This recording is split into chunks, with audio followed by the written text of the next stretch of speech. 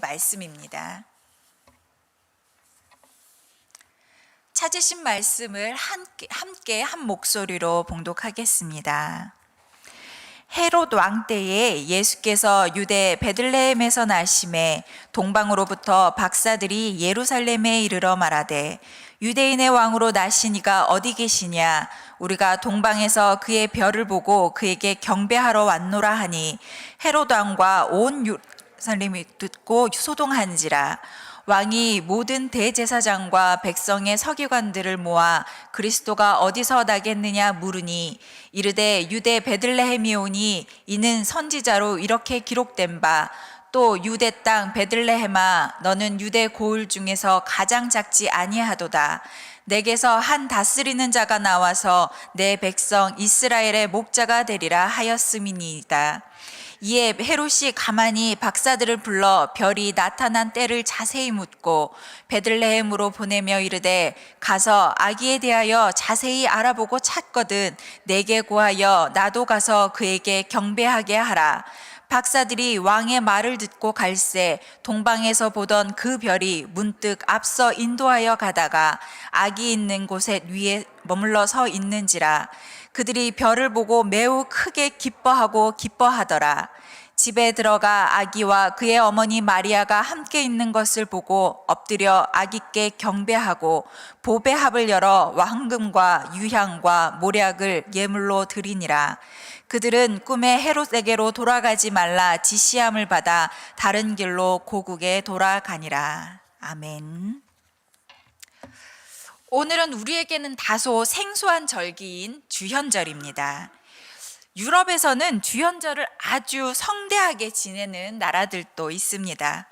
여러 대의 마차들을 꾸며서 퍼레이드를 하기도 하고 어린아이들을 위해서 어른들이 사탕을 뿌리며 나누는 행사를 하기도 합니다.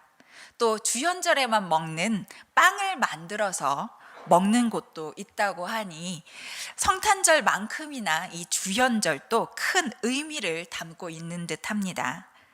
한국 교회 안에도 이 절기를 지키는 교회들도 있겠지만 주현절까지는 이렇게 꾸며놓은 이런 트리들, 이런 성탄 장식들을 유지하는 정도, 이렇게 축소하여서 주현절을 지켜왔습니다. 그렇다고 교회력에서 성탄절에서 12일이 지난 1월 6일인 주현절이 달력에서 제외된 적은 없습니다. 주현절은 카톨릭에서는 예수님의 공생애가 시작된 날이라고도 하고 동방교회에서는 예수님이 세례를 받으신 날이라고 기념하기도 합니다. 우리는 이날을 동방박사들이 예수님을 만나러 간 날, 이렇게 기념을 합니다.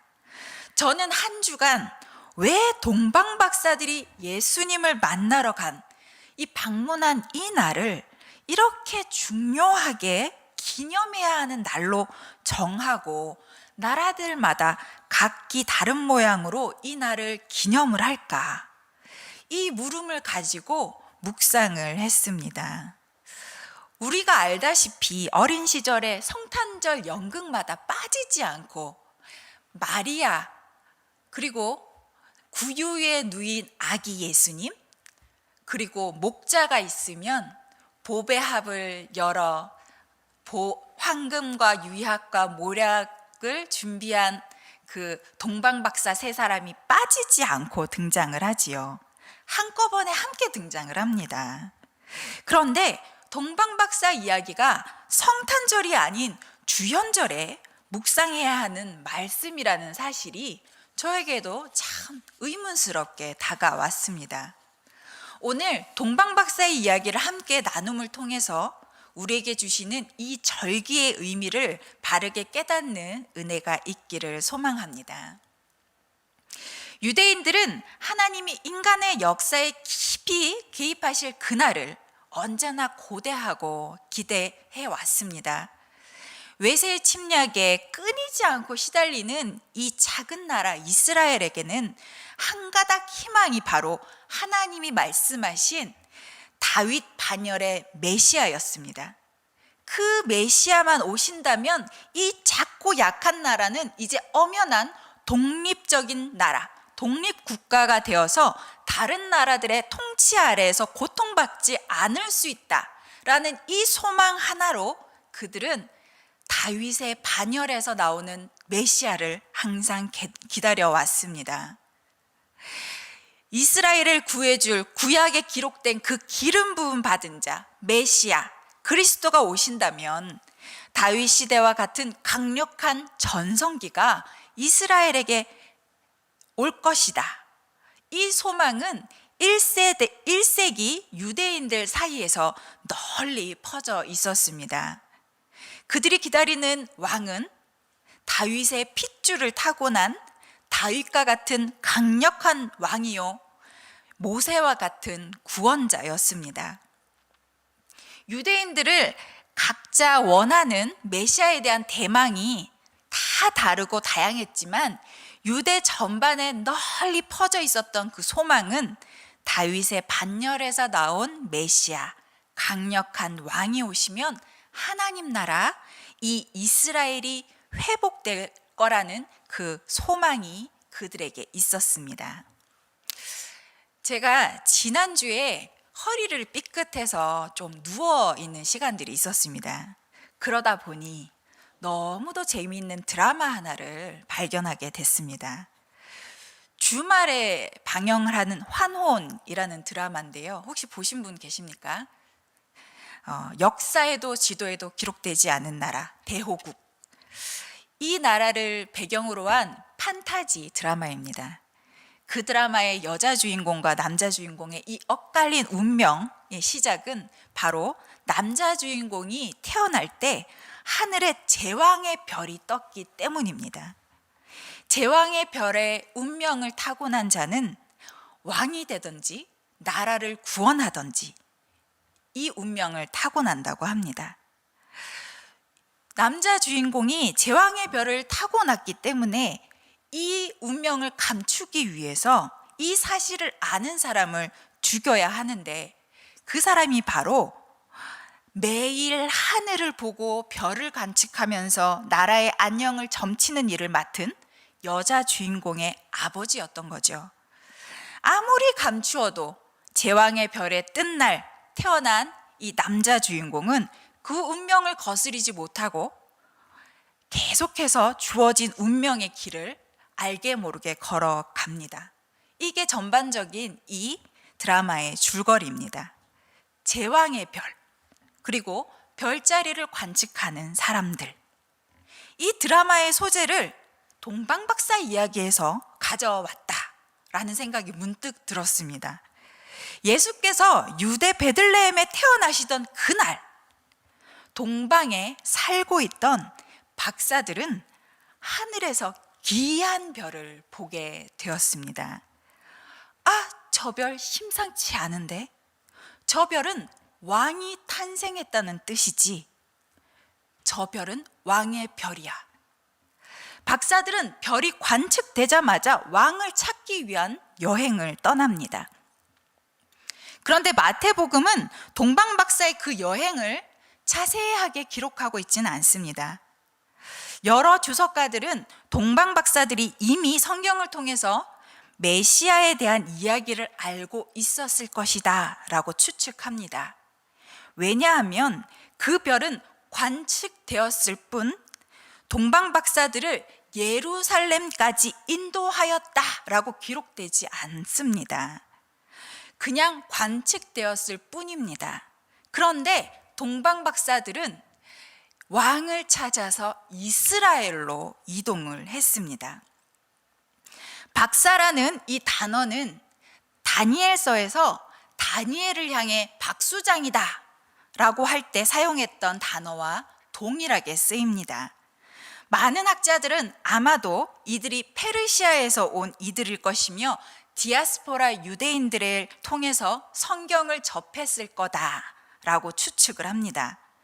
어쩌면 그들은 민수기 24장 17절에 나오는 한 별이 야곱에서 나오며 라는 말씀에 근거해서 때가 차면 이스라엘 땅에 이스라엘 민족 중에서 구세주가 오실 것이라는 사실을 그들이 알았고, 그리고 그것을 믿었고, 그 믿음으로 그의 출생을 알리는 별이 출현하기를 기다리고 있었을지도 모르는 일입니다.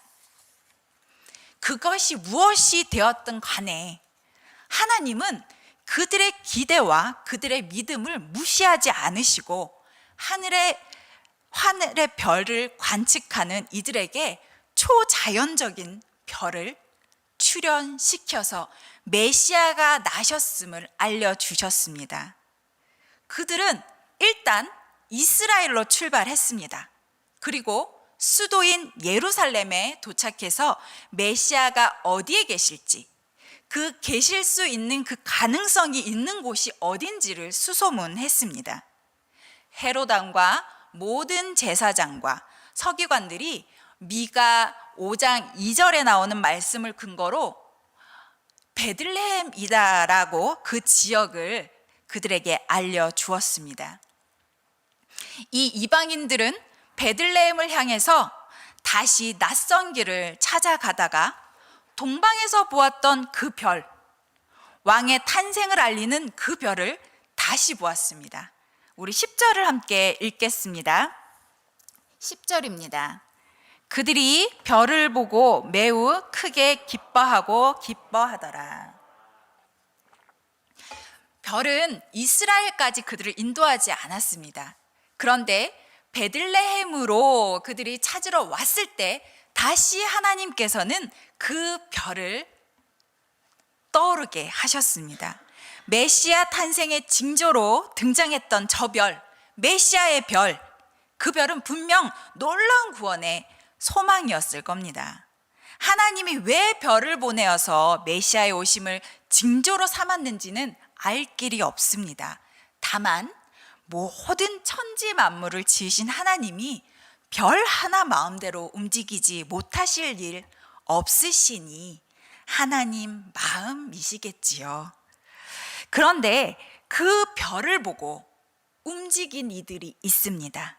바로 머나먼 동방에서 온 이방인들, 동방 박사들이지요. 그들은 별을 보았고 메시아가 오심을 알았으며 그 사실을 믿었고 신뢰하였고 따랐습니다. 그런데 박사들 곁에 누가 있었을까요? 서기관이나 대제사장이나 헤롯 왕은 따라가지 않더라도 그의 부하들은 박사들과 함께 메시아를 찾는 길에 동행하지 않았을까요? 동방에서 올 때처럼 그들은 베들레헴으로 향하여 예루살렘 성을 떠날 때에도 동방 박사들만, 그들만이 오직 메시아의 오심을 기대하며 경배하기 위해서 길을 떠났습니다. 헤롯은 자신이 왕인데 다른 왕이 오는 것이 달갑지 않은 것, 그건 너무 당연하지요. 그런데 이스라엘의 구원할 왕이 오심을 기뻐해야 할 유대인들, 종교 지도자들인 대제사장들은 그 길에 함께 나서지 않았습니다. 제사장 중심의 이 유대 사회가 썩 그들에게는 나쁘지 않았기 때문이었습니다. 로마의 압제는 백성들의 고통일 뿐, 자신들은 지도자 계급이니 사는 게 그렇게 힘들지도 어렵지도 않았을 겁니다. 지금의 삶의 모양이 바뀐다면 그게 불편한 게 바로 종교 지도자들이지요. 그래서 성경을 누구보다도 잘 아는 이들, 신학적인 지식과 정보가 능통한 이들은 동방 박사들의 말에 마음이 흔들리거나 움직이지 않았습니다. 그들은 예수님의 탄생, 왕의 탄생, 메시아의 탄생을 듣고 찾아보지 않았고 경배하러 움직이지 않았습니다. 성경을 잘 안다고 해서 신학적인 질문에 답을 척척 잘 내놓는다고 해서 그 지식이 우리를 구원의 길로 인도하지 않습니다. 구원은 우리에게 행하신 하나님의 놀라운 일을 알 때가 아닌 믿을 때 우리에게 일어나는 일입니다. 구원에 이르는 지식을 알아가는 것은 정말 기쁜 일입니다. 지식을 쌓고 그 지식의 근거에서 하나님을 알고 우리를 구원하신 예수 그리스도를 믿게 된다면 우리에게 값없이 주신 그 큰 구원이 얼마나 크고 놀라운 일인지, 그 일이 나에게 일어났다는 그 감격과 내가 그렇게 받은 사랑의 크기가 얼마나 큰지를 알게 된다면 그 큰 기쁨을 우리가 누릴 수 있겠죠. 아는 것과 믿는 것은 너무도 큰 차이가 있습니다. 동방 박사들은 알고 믿었습니다. 동방 박사들의 여행 목적은 단 하나입니다. 바로 경배입니다. 경배는 예배하는 것이며 숭배하는 것입니다. 그래서 우리가 경배할 분은 우리의 왕이신 하나님 아버지, 이 땅에 몸을 입고 오신 하나님, 바로 예수 그리스도만이 오로지 우리가 예배하고 경배해야 할 유일하신 분입니다. 동방 박사들은 경배하기 위해서 자신들의 고국을 떠났고 예루살렘에 도착했을 때 2절에도 분명히 그들의 목적을 이야기합니다. 경배하기 위해서 왔노라 라고 밝혔습니다. 이제 그들 앞에 다시 그 별이 떠올랐고 별의 인도를 따라 경배를 드릴 분을 만나게 되었습니다. 11절 말씀을 함께 읽겠습니다. 집에 들어가 아기와 그의 어머니 마리아가 함께 있는 것을 보고 엎드려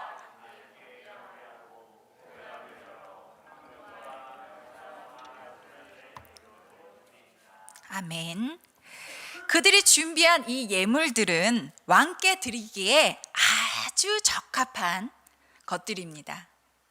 황금은 왕의 영광을, 유향은 메시아 대신 왕의 향기를, 모략은 메시아 대신 왕의 순환과 죽음을 예표하는 합당한 예물입니다.